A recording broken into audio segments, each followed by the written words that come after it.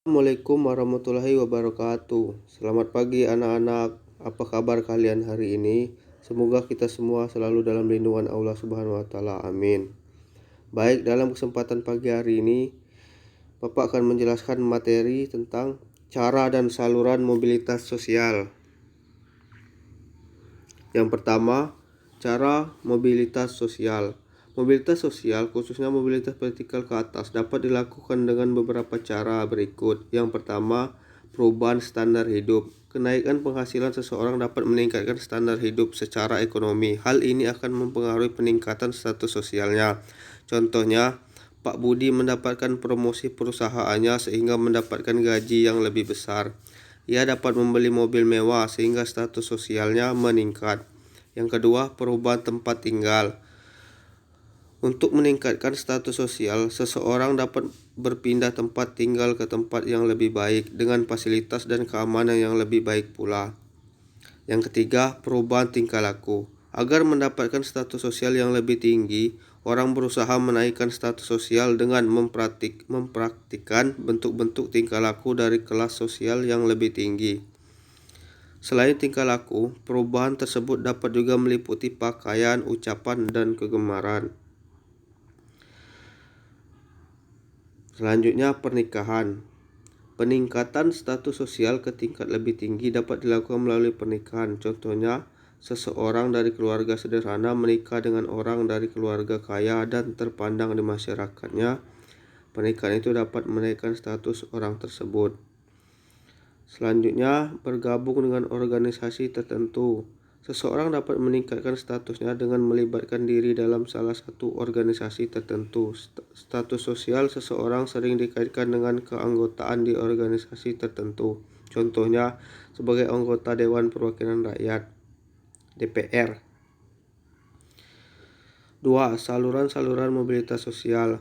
Menurut Pitirim A. Sorokin, dalam mobilitas sosial, terutama mobilitas sosial vertikal ke atas, terdapat saluran-saluran tertentu dalam masyarakat. Saluran-saluran tersebut disebut sirkulasi sosial atau social circulation, yaitu sebagai berikut. Yang pertama, angkatan bersenjata. Organisasi angkatan bersenjata dapat digunakan sebagai saluran mobilitas vertikal ke atas melalui tahapan kenaikan pangkat. Contohnya, seorang prajurit yang berasal dari kelas sosial yang lebih rendah akan mendapatkan penghargaan dari negara berupa kenaikan pangkat karena berjasa bagi negara. Yang kedua, lembaga keagamaan. Agama dianggap sebagai lembaga yang luhur dan penting dalam masyarakat. Yang ketiga, lembaga pendidikan. Lembaga pendidikan sekolah umumnya menjadi saluran yang nyata untuk mobilitas vertikal ke atas. Sekolah menjadi penting sebagai saluran mobilitas sosial karena dapat dimasuki berbagai kelas sosial masyarakat. Contohnya, seorang anak nelayan bersekolah sampai jenjang tinggi. Setelah lulus, ia mendapatkan ijazah dan bekerja sesuai dengan keahliannya. Sang anak pun menaikkan status sosialnya dan meraih masa depan lebih baik. Selanjutnya, organisasi politik. Organisasi politik dapat menjadikan saluran mobilitas sosial bagi anggotanya. Seorang anggota partai politik mempunyai peluang mendapatkan kedudukan dalam partainya. Lanjut, organisasi ekonomi. Organisasi ekonomi memiliki peran penting sebagai saluran gerak sosial vertikal ke atas.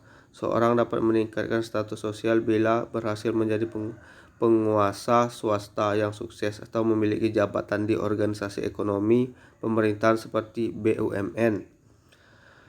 Lanjut, organisasi keahlian. Organisasi keahlian dapat menjadi wadah bagi orang-orang dengan keahlian tertentu. Contohnya, Ikatan Dokter Indonesia atau disingkat dengan IDI dan Ikatan Hakim Indonesia atau disingkat IKAHI. Lanjut, saluran perkawinan. Sebuah perkawinan dapat menjadi saluran mobilitas seseorang. Seseorang yang menikah dengan orang yang memiliki status terpandang akan dihormati karena pengaruh pasangannya tersebut. Itulah penjelasan dari saya.